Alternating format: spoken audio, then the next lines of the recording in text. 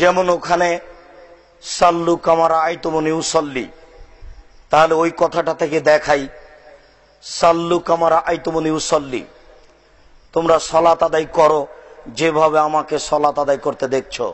একটু পানি দিয়ে দাও। তোমরা সালাত আদায় করো যেভাবে আমাকে সালাত আদায় করতে দেখছো। এক খেয়ালে আমার দিকে চেয়ে থাকবেন কয়েক মিনিট, কেউ কোনো দিকে নড়াচড়া করবেন না।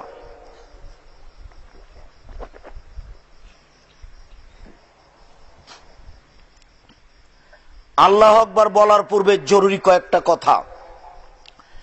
পেশাব পায়খানার কাজ থাকলে সেরা আসন। পেশাব পায়খানায় বসার সময়তে বলবেন বিসমিল্লাহ আল্লাহুম্মা ইন্নী আউযু বিকা মিনাল খুবুসি ওয়াল খাবায়েস। বিসমিল্লাহ যদি ছেড়ে দেন তাহলে শয়তান লজ্জাস্থান দেখতে পাবে, ক্ষতি করতে পারবে না। আর যদি বিসমিল্লাহ সহ বলেন, ক্ষতি করা তো দূরের কথা, দেখতেই পাবে না। পানি খরচ করুন, পবিত্রতা অর্জন করুন। পানি নেই, টিস্যু পেপার ঢেল দিয়ে পবিত্রতা অর্জন করুন। আগে ঢেল টিস্যু পেপার পরে পানি, এ হাদিস মিথ্যে, এ আমল চলবে না, এটা জায়েজ নয়। ঢেল নিয়ে 40 কদম হাঁটতে হবে, এটা বেহায়াই। পায়ের উপরে পা উঠাতে হবে, এটা লজ্জা না থাকার প্রমাণ।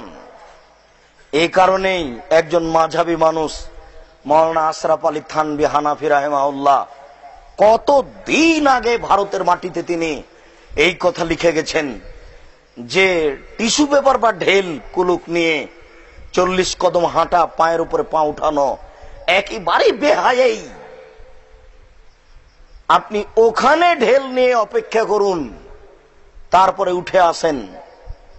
যারা বলছে 40 কদম হাঁটতে হবে, 40 কদম কেন? ও যদি 3 দিন ঢেল ধরে থাকে, এরপরে যদি ছাড়ে তবুও পেশাব আসবে।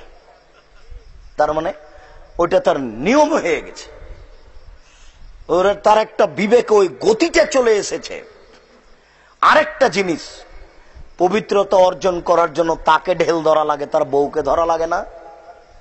ও শুধু ওই একাই পবিত্রতা অর্জন করবে, মহিলাকে পবিত্রতা অর্জন করা লাগবে না?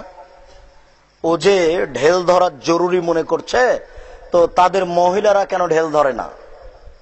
তার মানে এটা একটা রূপক কথা, এটা একটা মিথ্যা কথা। পেশাব পায়খানার কাজ সেরে এসে মেশক করে নিয়ে ওযু করুন। শুনুন ওযুর বিষয়টি, আমরা পিস